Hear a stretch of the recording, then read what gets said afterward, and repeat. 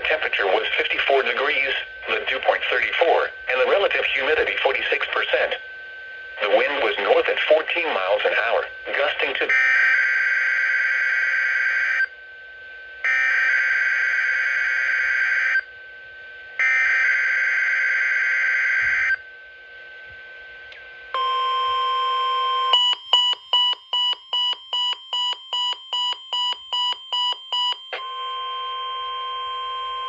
This is the National Weather Service Office at Greenville-Spartanburg.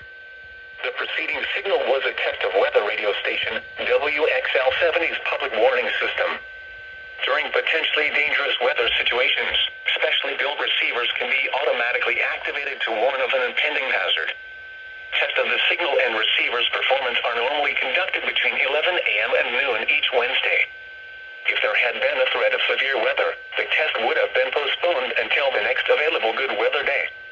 Reception of this broadcast and the warning alarm will vary at any given location. This variability, normally more noticeable at greater distances from the transmitter, can occur even though you are using a good quality receiver in good working order. The warning alarm will be activated for hazardous watches and warnings. For station WXL70, broadcasting near Charlotte, on a frequency of 162.475 MHz, the warning alarm will be activated for the following counties in North Carolina: Alexander, Anson, Cabarrus, Catawba, Cleveland, Gaston, Ardell, Lincoln, Mecklenburg, Montgomery, Richmond, Rowan, Stanley, and Union. In South Carolina, Cherokee and York. This concludes the NOAA Weather Radio All Hazards Tone Alert Test.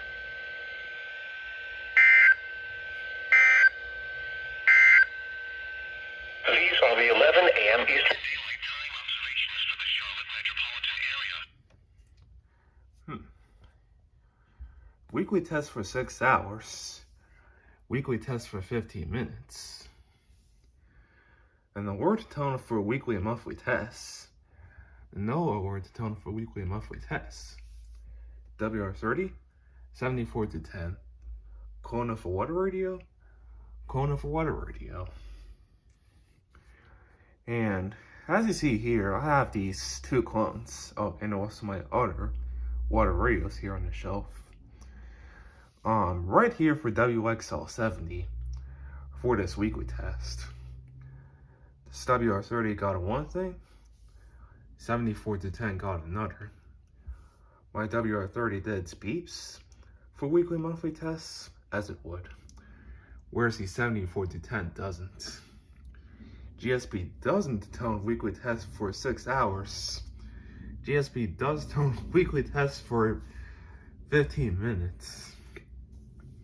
So, just by these two clones of water radios here, these two twins, I suppose if you found your difference for these two radios, maybe this is it for them.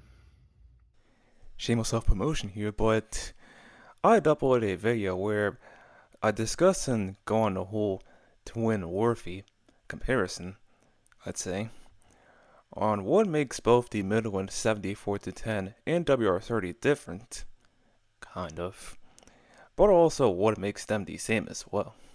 For these two radios, quite literally being clones of each other, of just one water radio. In fact, if you didn't know what they were, you won't know. So, if you'd like to know, you can definitely give that video a watch if you'd like. And well, that's just where this video ends here.